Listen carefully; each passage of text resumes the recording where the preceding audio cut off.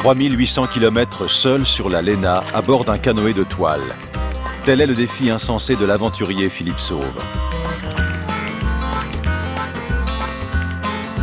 Pendant 4 mois, il s'enfonce dans la Sibérie orientale à la rencontre des hommes de la taïga.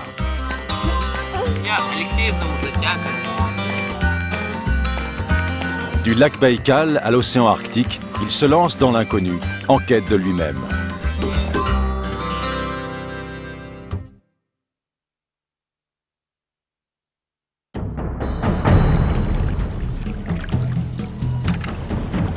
Мы с Филиппом решили сходить в баню. Depuis 4 jours, j'arrête pas de penser à la menace des ours. Le plus chiant, le plus fatigant, ça reste les moucherons. La Léna me mène la vie dure en ce moment.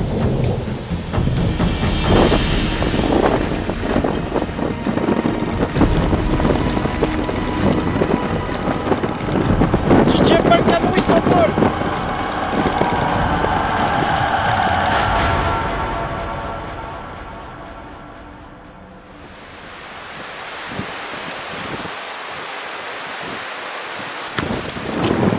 Ah, c'est le pire des orages que j'ai vécu là, en Sibérie là, pour le moment. J'espère qu'il n'y en aura pas d'autres. Pour celui-là, heureusement que j'étais près de la berge. Parce que sinon, au milieu du fleuve, tout aurait coulé là.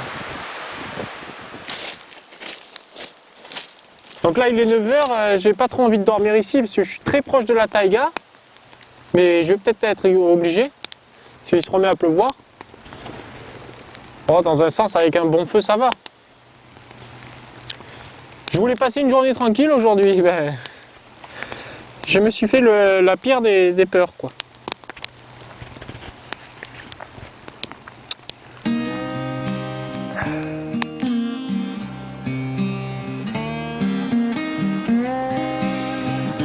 Si j'ai déjà parcouru 1500 km en 1 mois et demi, l'ivresse des distances me procure la sensation d'être sur le fleuve depuis une année. La dureté du combat quotidien me transforme peu à peu en homme des bois.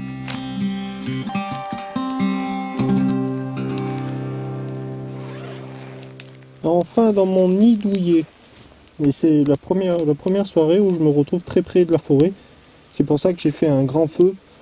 Parce que si je suis près de la forêt, je suis aussi près de la menace des ours, quoi. D'ailleurs, il faut que je rentre ma hache. Je dors avec la hache tous les soirs. En fait, la hache, c'est pas pour les ours, hein, parce que je me risquerai pas à me battre contre un ours. La hache, c'est plutôt pour me défendre contre l'homme rebelle qui serait tenté de venir me dérober mes biens ou essayer de m'harceler. Donc la hache, dormir à côté de la hache, c'est quelque chose de rassurant. Sinon, pour les ours, j'ai pas de fusil et pour obtenir une autorisation, c'est assez difficile. La seule outil que j'ai pour me protéger des ours, c'est cet objet. Éventuellement, ça peut marcher. Tu peux toujours y croire, Philippe.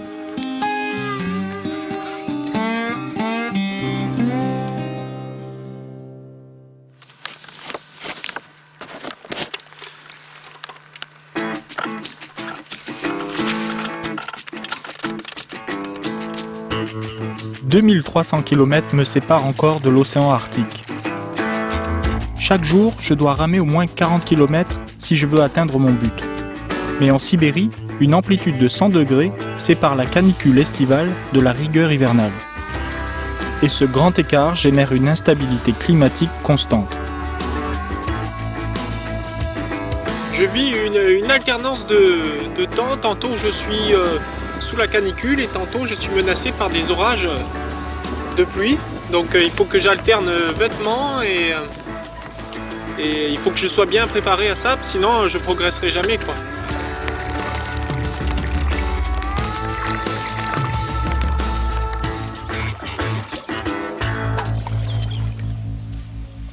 Je crois que je prends l'eau. J'ai une fuite. Toute la journée, j'ai focalisé sur mes pieds et je me suis rendu compte que sans la pluie, le canoë s'était rempli. Donc il va falloir que je monte le camp pour vérifier ça. J'ai intérêt de faire attention au canoë.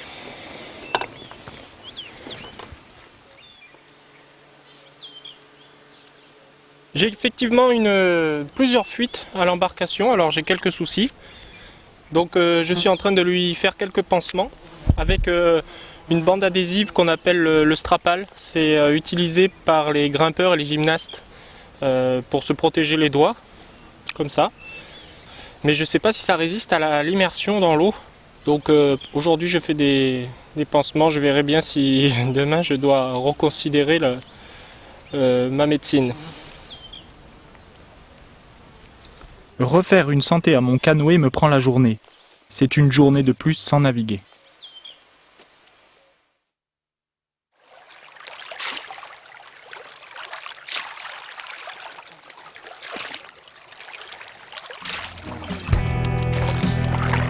Au matin, je constate que mes remèdes n'ont servi à rien. Je dois vite enrayer le problème. Mon canoë est le compagnon indispensable à la réussite de mon expédition. Et sans mon embarcation au mieux de sa forme, impossible d'atteindre l'Arctique avant l'hiver.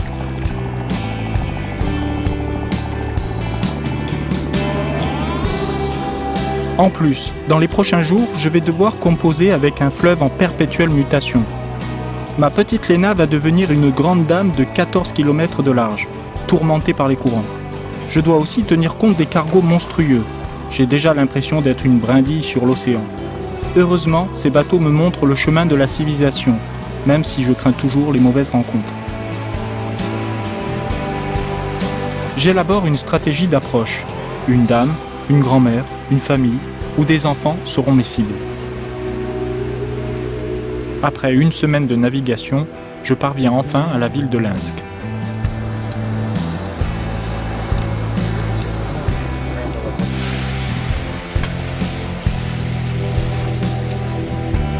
Aux abords de la ville, une famille de pêcheurs vient à ma rencontre et Boris m'invite à les accompagner chez eux en attendant une météo plus favorable.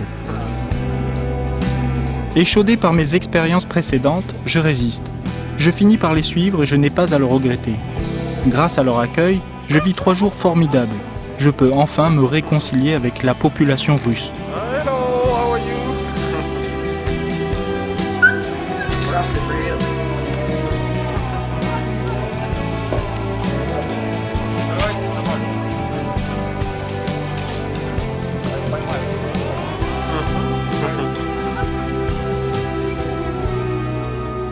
Regonflé d'énergie, je pars pour de nouvelles aventures en direction de la ville de Yakoutsk.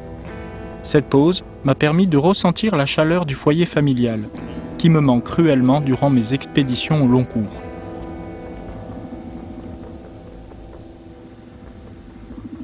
Mes voyages extrêmes sont souvent source de réflexions spirituelles.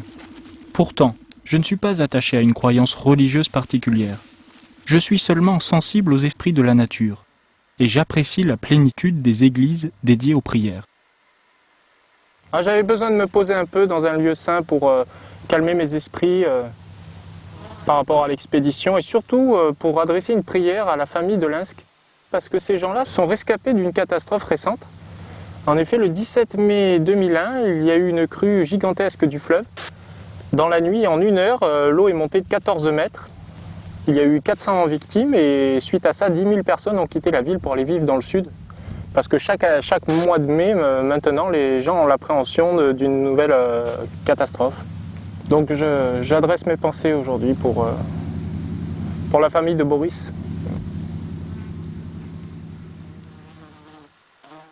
J'ai décidé d'installer un nouveau compagnon sur l'embarcation. Parce qu'après mes difficultés, j'avais perdu un peu le contact avec tous les objets à bord. Je vais l'appeler Slava. Slava parce que j'ai rencontré des Slavas en Russie depuis mon voyage, qui avaient un fort caractère. Donc j'ai décidé d'appeler ce petit bonhomme-là Slava, parce qu'il va avoir besoin de caractère, puisqu'on s'engage dans des territoires isolés, dans la grande Sibérie. Donc il sera aussi le traducteur avec les ours que je risque de rencontrer sur mon chemin. Voilà, bienvenue à Slava.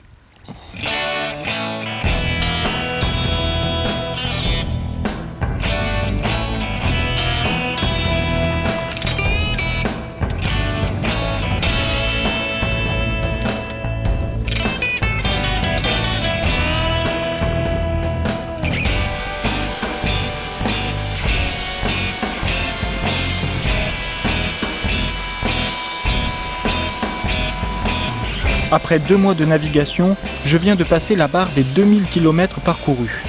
Je ne peux pas relâcher ma vigilance, je dois maintenant négocier avec une Léna tourmentée.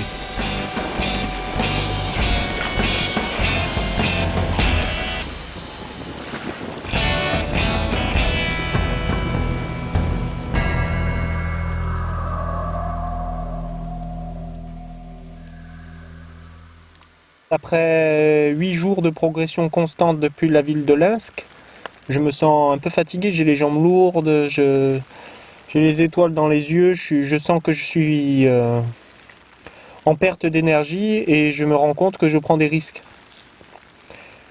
Donc j'ai décidé de faire une halte dans la prochaine ville, une halte de 3 jours, avant de poursuivre la progression, dans la ville de Omlensk, qui est située à 100 km d'où je me trouve.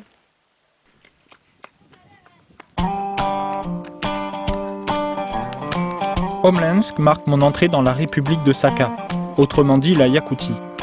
Dès mon arrivée, je suis accueilli par le visage radieux d'une petite fille qui me conduit jusqu'à sa famille. Son rire incessant me revigore après les efforts fournis sur le fleuve.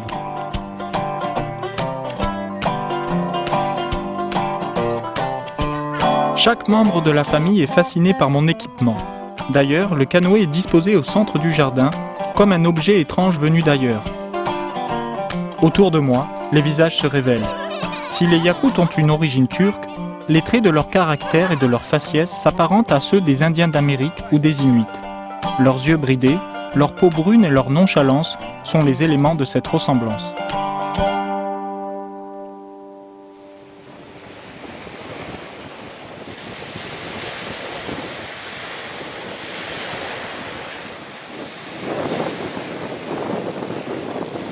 Bien la petite Léna du village de Kachuk, il y a 2000 km, est devenue aujourd'hui la mère Léna. D'ailleurs, je considère ne plus pagayer sur un fleuve, mais plutôt sur le bord d'une mer ou sur un lac. Et la navigation devient encore plus physique. Ça tombe bien, je ne pouvais plus rester inactif. La lutte contre les éléments s'est fortement imprégnée en moi.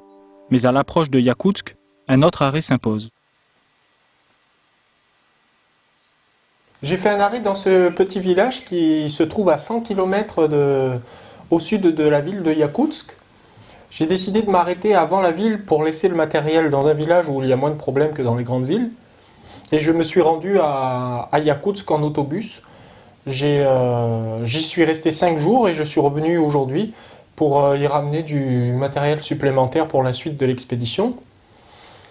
Et cette maison est formidable parce qu'elle a été bâtie par un écrivain yakoute qui écrivait des pièces de théâtre dramatiques.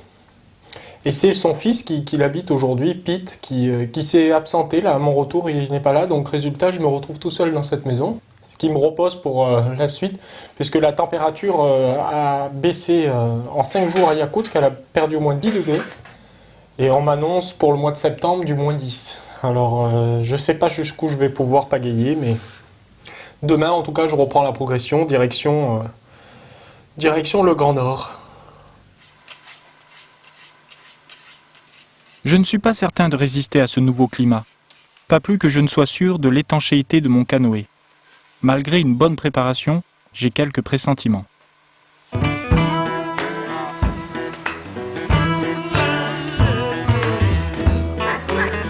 Mon intuition était la bonne. L'imprévu se présente, mais ce n'est pas celui que j'aurais imaginé. Comme pour m'éprouver un peu plus, la Léna me réserve de nouveaux défis à affronter. Je viens de quitter le village de l'écrivain. Et là, je m'engage sur une section qui me fait un peu peur, puisque sur ces 100 km là, il y a 4 à 5 villes qui sont des villes pénitentiaires. Et les prisonniers, lorsqu'ils sont libérés, comme ils n'ont pas les moyens de quitter les villes, ils restent autour des prisons. Et certains qui ont encore des comptes à rendre avec la justice vont sur les îles pour se cacher de la police.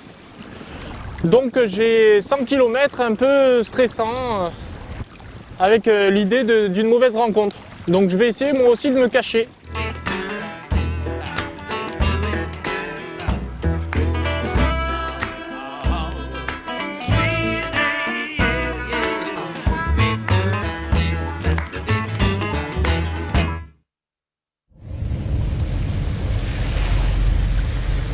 Cette fois-ci, j'ai réussi à trouver la parade, mais je ne suis pas dupe.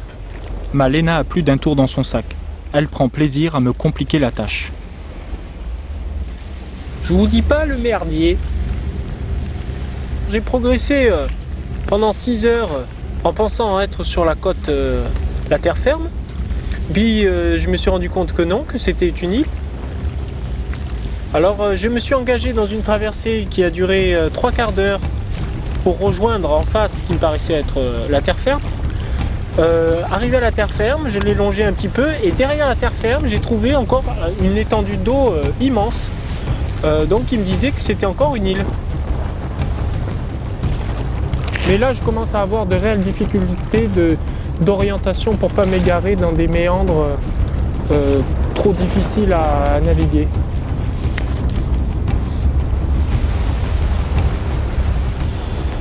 Mais après 9 heures de progression depuis ce matin et un vent de face qui doit aller à plus de 70 km à l'heure, je suis éreinté.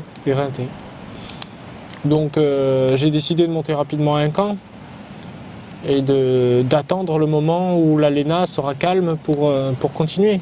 C'est pour ça que j'avais déjà dans l'idée que la suite des événements, la remontée vers l'Arctique serait une sorte d'ascension d'un sommet de haute montagne, parce que chaque kilomètre se gagne à la force des bras, du moral. Parce que là, le moral, il descend pas, mais je me dis, qu'est-ce que je fais là, quoi? Qu'est-ce que je fais là? Mais je sais plus où j'en suis, quoi, quelque part. Hein. Je suis un peu désorienté. Hein. Je vis à 2000 à l'heure, je suis en hypertension, j'arrête pas, je bouge, je cours pour faire le feu, Quand je vais m'arrêter, ou alors je vais sentir que la vie est trop plate, ou alors je vais tomber net. Ouais, c'est la vie. C'est une drôle d'idée quand même. Hein. C'est beau, c'est vrai que c'est beau, mais c'est une drôle d'idée.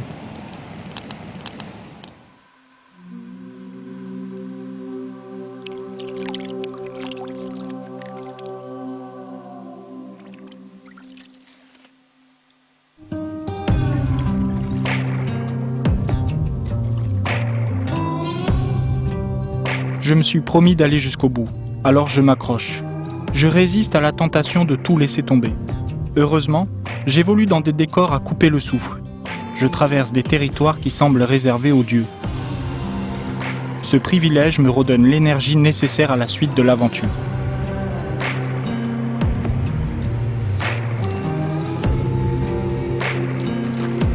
J'arrive à suivre un bateau qui m'aide à sortir du labyrinthe des îles et qui apparemment se dirige vers la terre ferme. Il me permet de repérer à l'horizon quel virage il prend. Et aujourd'hui, j'ai hésité à partir parce qu'il a fait de la pluie toute la nuit. Donc j'ai eu du mal ce matin à me sécher. Et aujourd'hui, il fait une journée d'hiver, on peut dire. Hein. Et on n'est que le 25 août. Je ne suis pas un dieu, mais un homme ordinaire qui craint l'été yakoute. Ce climat en demi-teinte est comme un long silence devançant la marche funèbre de l'hiver sibérien. Je m'enfonce un peu plus chaque jour vers le Grand Nord. Mon isolement me rend prudent. Je connais les dangers d'une mauvaise blessure due à l'accident stupide. Dans ces conditions, je sais que je n'ai aucune chance de m'en sortir.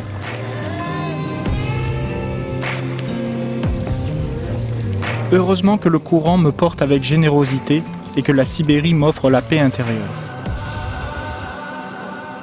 J'arrive même à ne plus être perturbé par l'aspect rebutant des villes. Pourtant, le décor est à chaque fois le même. J'ai toujours le sentiment d'arriver après un cataclysme naturel ou une attaque nucléaire. Cette fois-ci, j'approche de Titari, dernier village avant l'embouchure du delta. Et les hommes que je croise tiennent à partager avec moi le fruit de leur pêche, l'eau moule glacée. Тонкий Russian English, якутянин. Ukrainien. Да. Украин, Рус, Украин. А все называются, все вместе называются якутяне. В Якутии живем. Здесь Живем мы... здесь. Дом. Якутия. Я понимаю. Якутянин. Давайте сейчас чин-чин. Чин-чин. Чин-чин. А я путаюсь. С тобой не чин-чин. Так, я сейчас еще ему достану что-нибудь такое интересное. Ты главное не переживай. О, Филипп. Большой. О, не-не, о, окей. Вкусно. Вкусно. Айсфиш. Якут деликатес. Это мы. Мы якутянин. Айсфиш. Водка, дринк. Якут. Почему? Нет, он Не не понимаю. якут. Филипп, были на рыбалке? А как якут?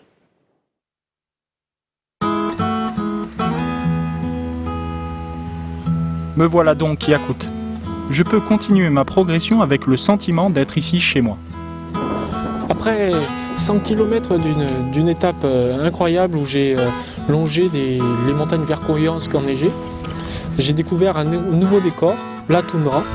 La toundra qui se trouve en Arctique et qui succède à la taïga, à la forêt.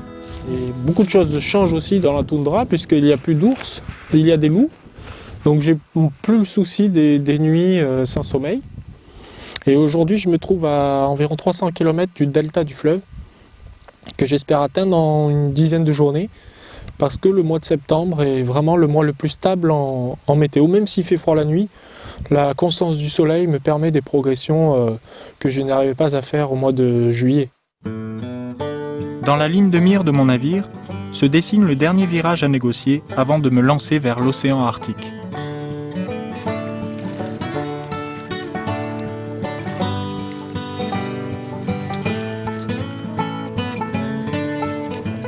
L'homme des bois que je suis devenu n'a plus peur de cette nature sauvage. Je dois même avouer que je n'ai jamais été menacé par un ours, mais seulement par l'esprit de l'ours.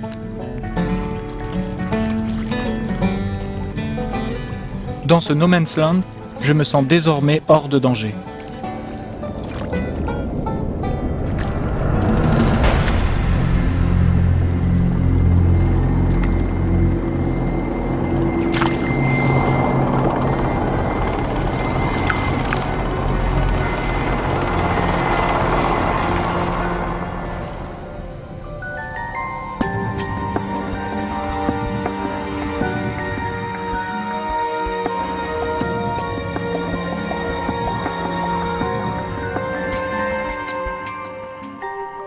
Par la force des choses, je suis parvenu plus vite que prévu à atteindre mon objectif.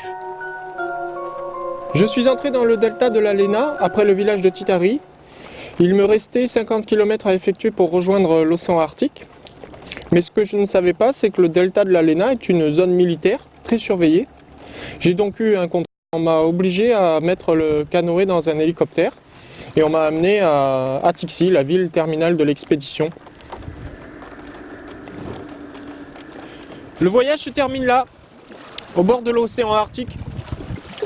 Il me reste une chose à faire, c'est savoir ce que va devenir le canoë.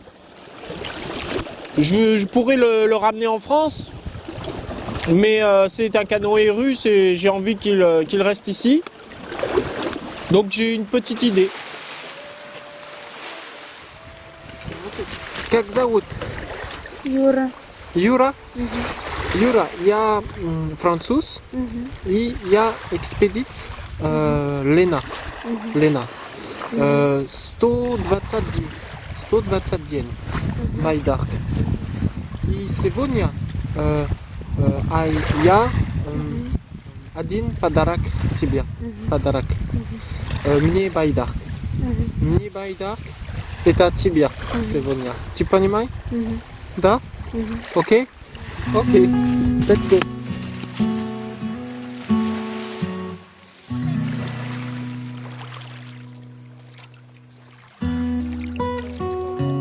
Même dans mes rêves d'enfant, je n'aurais pas imaginé réussir une telle expédition. Durant 5 mois, j'ai revêtu l'habit de l'authentique voyageur. Je le quitte aujourd'hui pour redevenir un citadin ordinaire. Je garderai en moi le parfum de cette aventure amoureuse avec la Léna, même si je ressens l'envie de voguer sur d'autres eaux.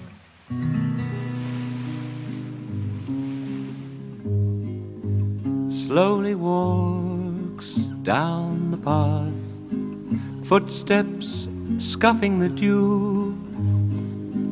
2 days living now have passed, 5 days work now to pay for the other 2.